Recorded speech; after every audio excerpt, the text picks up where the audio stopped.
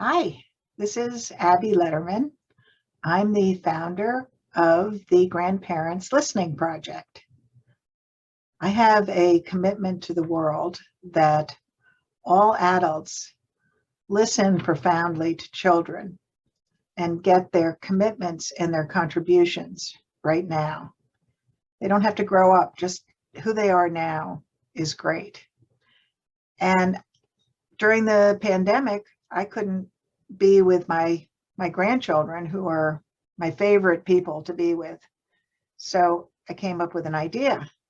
Why not do a project for grandparents and older adults to be with children in a very profound way as their listener, as their committed listener, and to get into their world and let them direct an interview. So I set up 7 questions. I enrolled grandparents in my project and aunts and godmothers and all sorts of people into doing the questions. What you're about to see is a sampling from 5 of the elders who did the project and what they and their young people got out of it. At the end, I will tell you how to contact us if you want to do it for yourself.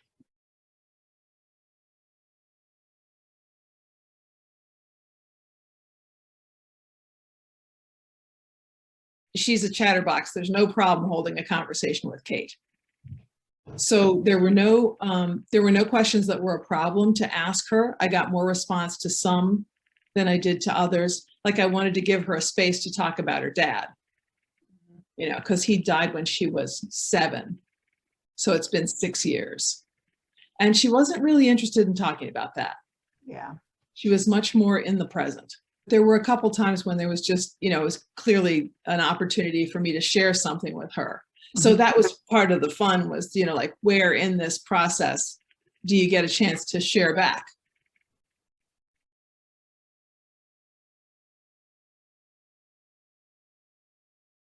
It's a real privilege just to get into their world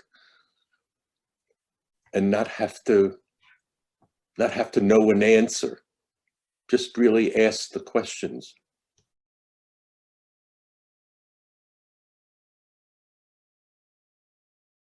I learned a lot from her,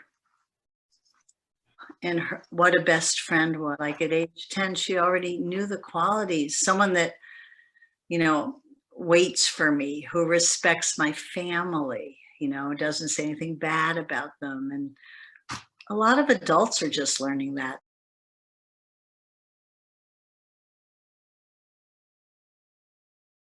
First of all, they were all wonderful. They all left me with just feeling such joy, because I got to be with each of the 3 grandchildren in a really personal way.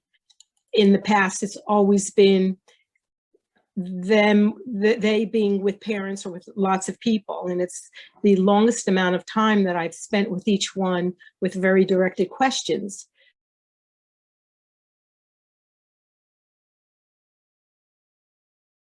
I mean, the questions you designed, the one that really was a breakthrough with Molly was, what is a friend?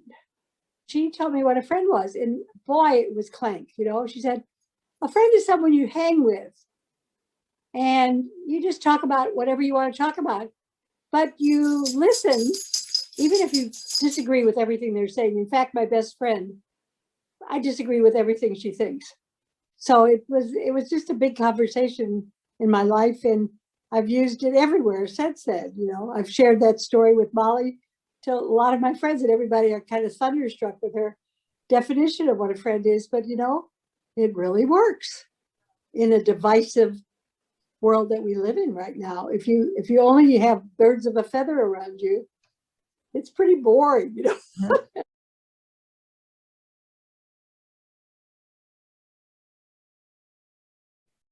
Wow, she's very opinionated, and she's very up on current events. And apparently there's somebody in her ballet class who just came out as bi, and she's very opposed to that, to the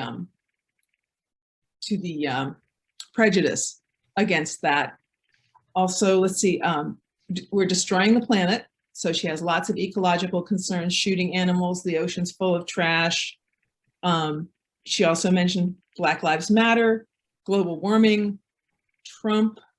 You know, it was quite an array. And I was actually surprised that at 13, all of these things were so much under discussion, and they were clearly right at the forefront of her thinking. When I asked them about, I got tears in my eyes when I asked them both about what they see as the problems in the world.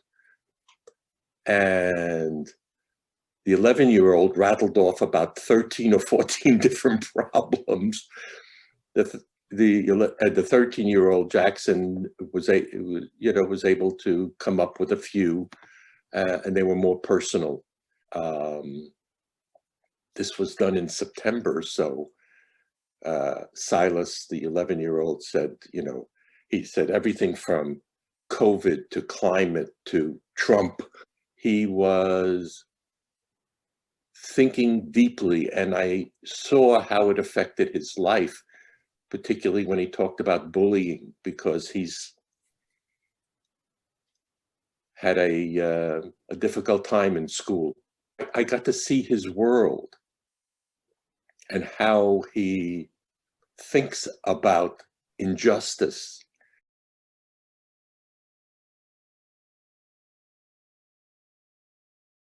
I also had a mother who was very politically involved in social justice, and I wasn't given as many tools. I was just sort of dragged along to things. But what I really appreciated about Anna was she internalized it and really understood things way more than I did at that age. I remember her list at the end when I asked her, well, what do you do about these things? And she told me how she was raising money and writing letters to Kamala Harris at the time, and how she was really adamant to work on keeping the post office open.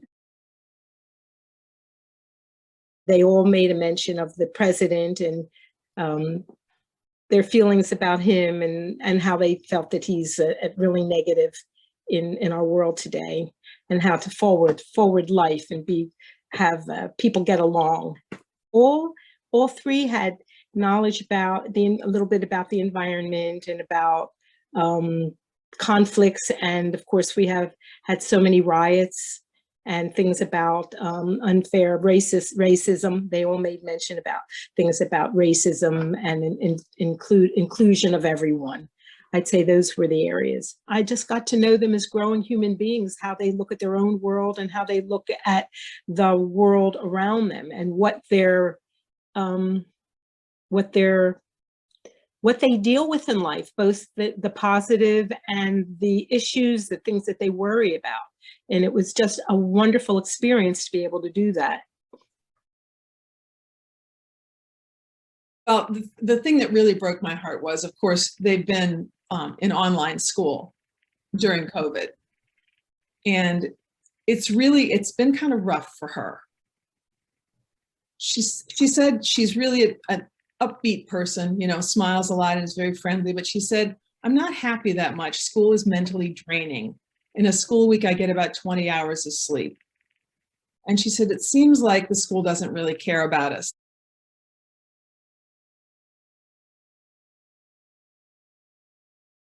Whether it's kids or whether it's grandkids, when they're dealing with something in their life, you just want to swoop in like,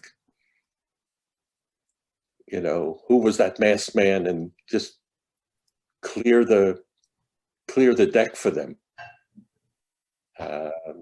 And it's not possible, because they have to go through what they have to go through in order to become the person that the people will become. One thing that, I don't know if it broke my heart, but it did create a feeling, was when she talked about not feeling respected, and she really doesn't like it when people don't listen to her, or if she's speaking slowly, someone interrupts. And I thought, yeah, that obviously has happened to her.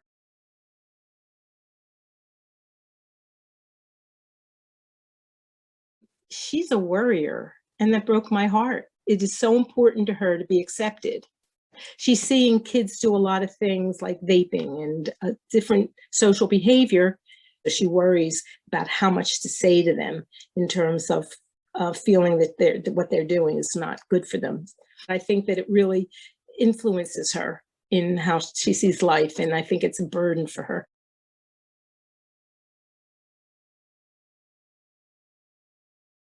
This kind of conversation, there was a lot more opportunity to cover just cover the whole scope of like what's going on in her life. So it was nice to be really able to dig deep. Get to know what is the value for each generation, you Right. know? And my point of view is no longer, I mean, I'm a learner at this point. I think no one over 70 should be elected to public office.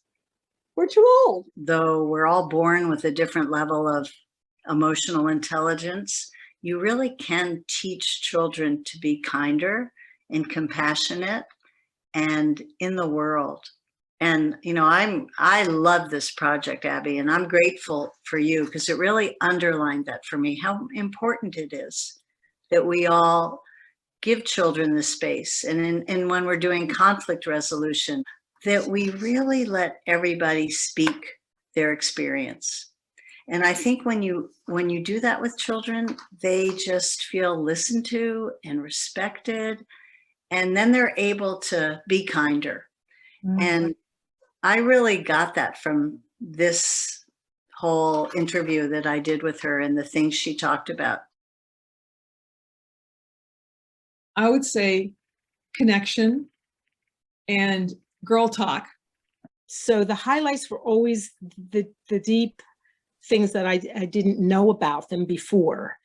I guess that's the best way I would say it. It was always like, I didn't know that about you. And I'm so happy to know that about you. And I learned how complicated, you know, this pandemic is for children. Children, you know, you don't have to be a grown-up to worry about the state of the world. I was surprised at the level, the depth of thought that went into the answers. So, you know, it's just like listening to them and, you know, with the purpose of getting what's important to them, we've established a relationship and we could talk about anything now. If you're interested in finding out more about the Grandparents Listening Project, friend me, Abby Miriam Lederman, on Facebook, and I will connect you to our Facebook group. Thanks.